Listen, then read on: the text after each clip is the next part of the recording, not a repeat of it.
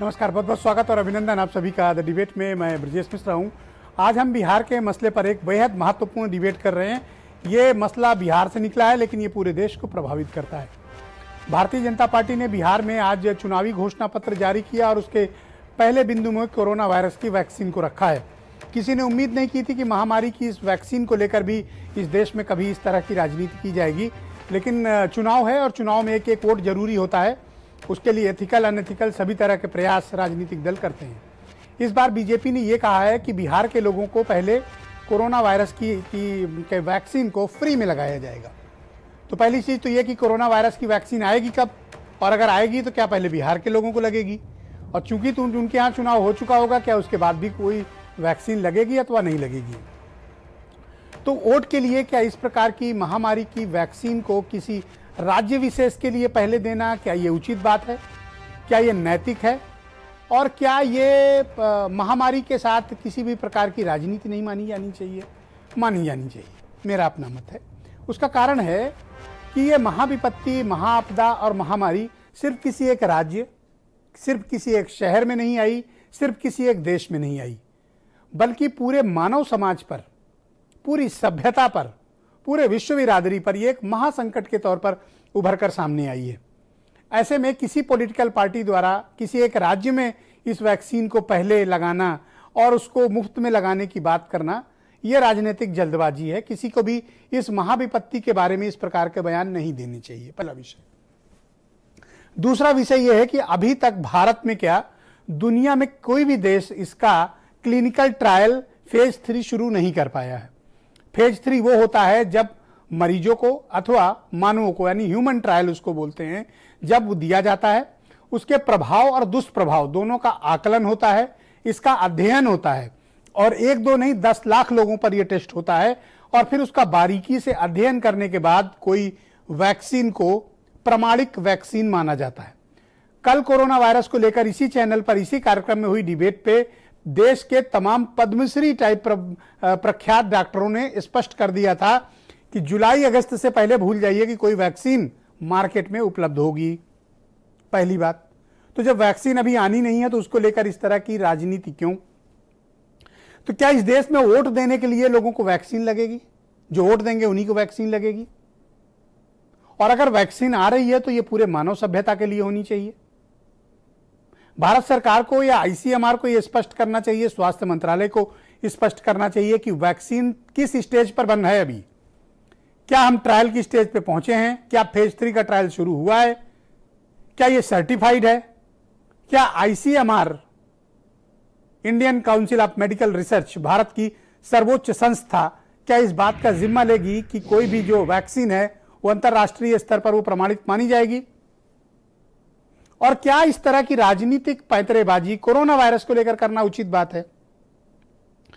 दरअसल बिहार में जो इस वक्त माहौल है वो अचानक से पिछले 6-7 दिनों में बदल गया है। तेजस्वी यादव की सभाओं में उमड़ रही भीड़, महागठबंधन को लेकर वहां अचानक से लोगों में क्रेज, नीतीश कुमार की सभाओं से भीड़ का गायब होना, यह भारतीय जनता पार्टी के लिए भी चिंता का विषय है, एनडीए के लिए भी चिंता का विषय है। लालू यादव की गैर मौजूदगी में हो रहे इस चुनाव में आरएलडी एक मैजिक की तरह निकलकर सामने आ रही है। इसका कारण क्या है? इसकी वजह क्या है?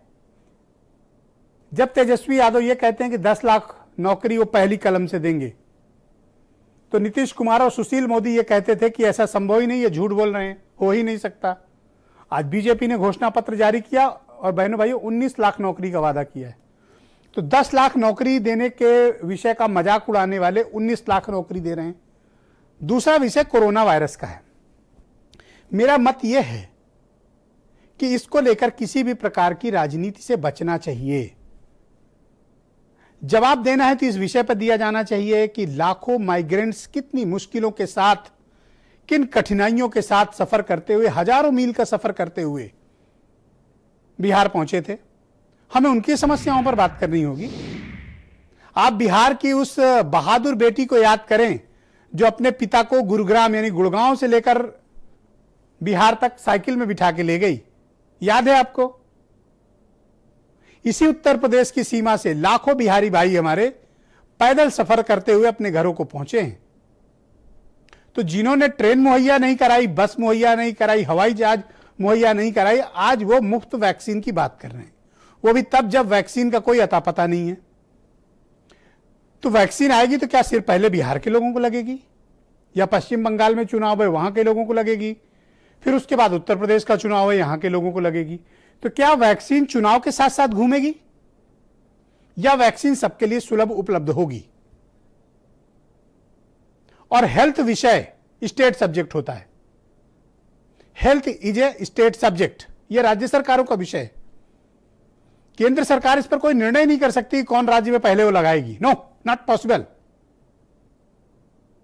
यह असंवैधानिक है, अमानवीय है।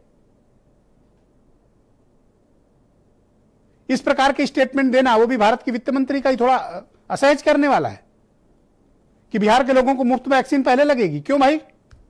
यूपी के लोगों ने आपका क्या बिगाड़ा है? मध्य प्रदेश के लोगों ने क्या बिगाड़ा है? हिमाचल के लोगों ने क्या बिगाड़ा है? गुजरात के लोगों ने क्या बिगाड़ा है? उनको भी तो वैक्सीन चाहिए। तो वैक्सीन को लेकर एक पॉलिसी होनी चाहिए। इसको लेकर यह नहीं होना चाहिए कि हम जिस इलेक्शन बाउंड स्टेट में पहले लगाएंगे बाकियों को बाद में लगाएंगे। इस प्रकार की बात सोचना भी मुझे लगता है कि प्रधानमंत्री जी की मंशा के विपरीत है, क्योंकि खुद प्रधानमंत्री जी ने कहा 2 दिन पहले कि जब तक दवाई नहीं तब तक ढिलाई नहीं। फिर किस आधार पर यह ढिलाई बरती जा रही है और किस आधार पर यह दावा किया जा रहा है कि वैक्सीन आने वाली है, पहले बिहारियों को लगेगी? क्यों भाई, यूपी वालों को क्यों नहीं लगेगी? यहां भी तो चुनाव है, यहां उपचुनाव है 7 सीटों पे।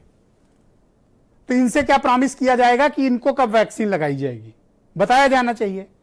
और प्रधानमंत्री जी की यह मंशा कतई नहीं है। मैंने उनका स्टेटमेंट सुना अभी 2 दिन पहले राष्ट्र के नाम संबोधन में। उन्होंने स्पष्ट किया कि अभी तो सिर्फ ट्रायल की स्टेज पर है, और प्रधानमंत्री ने ऐसा कोई स्टेटमेंट नहीं दिया।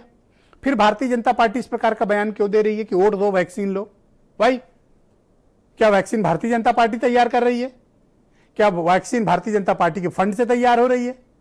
और ये किसने अधिकार दे दिया एक पार्टी विशेष को कि वो एक राज्य के लोगों को लगाएगी वैक्सीन, बाकियों को नहीं लगाएगी? तो कोरोना वायरस को लेकर इस प्रकार की राजनीति नहीं करनी चाहिए, सबको बचना चाहिए। बात करनी है तो कोरोना के मिसमैनेजमेंट पे करिए ना। बात करनी है तो 1,16,000 भारतीय मारे गए उस पर बात करिए ना।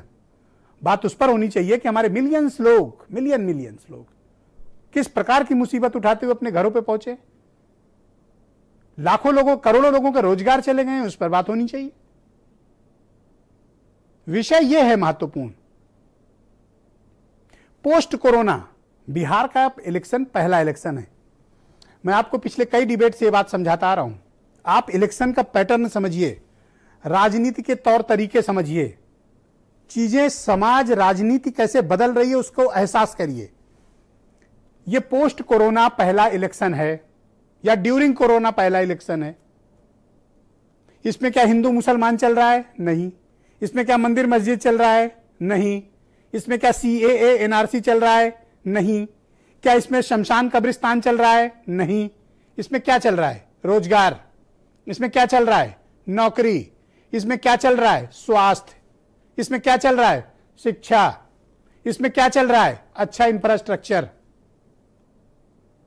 यह जनता का मूड बदल रहा है, जनता का सोचने का नजरिया बदल रहा है। अब तंग दिमाग से सोच नहीं बदलेगी, सोच को बदलना पड़ेगा। तेजस्वी यादव को इतना अनप्रेसिडेंट सपोर्ट क्यों मिल रहा है? इतनी हजारों यूथ क्यों उसकी रैली में आ रहे हैं? क्योंकि उन्हें रोजगार चाहिए, एक नौकरी चाहिए, एक सेफ फ्यूचर चाहिए, एक सम्मानजनक नौकरी चाहिए ताकि आगे का जीवन गुजार सकें। अभी हिंदू मुस्लिम कार्ड पोस्ट कोरोना या ड्यूरिंग कोरोना नहीं चलेगा। दुनिया बदल चुकी है। कोरोना ने दुनिया में वर्टिकल चेंजेस लाए हैं, वर्टिकल खड़ा चेंजेस एकदम। जो राजनेता या जो राजनीतिक दल इस परिवर्तन को समझ लेगा वो सरवाइव करेगा, जो नहीं समझेगा वो नुकसान भुगतने के लिए तैयार रहे। बयान सुनिए। केस पार करते हुए लास्ट स्टेज तक कम से कम 3 ऐसे वैक्सीन भारत देश में प्रोडक्शन के कगार पर आ गए हैं। तो उसके बाद वो वैक्सीन अगर साइंटिफिक लोग बोलते हैं कि हाँ ये ठीक है, ये अभी प्रोडक्शन कर सकते हैं, प्रोडक्शन करने का कैपेसिटी भी हमारा सरकार के प्रोत्साहन की वजह से रेडी बैठे हैं कि लार्ज प्रोडक्शन करने के लिए। सो जब साइंटिस्ट इसको क्लियर करते हैं, हमारे देश में वैक्सीन का प्रोडक्शन उस लेवल पर होगा जिससे जो हम इधर प्रॉमिस कर रहे हैं, बिहार में हर एक के लिए मुफ्त में वैक्सीन मिल जाएगा, वो हमारी पहला संकल्प पत्र के प्रॉमिस है। भरोसा के साथ बिहार की जनता को हम आश्वासन दिलाना चाहते हैं। विश्व का कोई भी राष्ट्र, कल्याणकारी राष्ट्र या राज्य, एक महामारी के खिलाफ जो वैक्सीन होता है उसको अपने चुनावी घोषणा पत्र में शामिल नहीं करता। ये शर्म का विषय होना चाहिए। अरे साहब, जान माल की जिंदगी बचाने की चीजें भी चुनावी घोषणा पत्र में। मुझे तो लगता है संभवतः किसी ने मिसगाइड किया और इन लोगों ने आज भाजपा को ऐसे खड़ा करके रख दिया है जिनके लिए चुनाव में वो जिंदगी का सौदा भी कर सकते हैं। ऑलराइट, तो आज की डिबेट बहुत इंटरेस्टिंग होने जा रही बहनों भाइयों, आपको जरूर सुननी चाहिए क्योंकि कोरोना वायरस से आप भी पीड़ित हैं, परेशान हैं। कुमार अशोक भारतीय जनता पार्टी से हैं, के त्रिपाठी जनता दल यूनाइटेड से हैं, मनीष सिंधवी राजनीतिक विश्लेषक हैं, बहुत जाने माने, और कोरोना काल में उन्होंने बहुत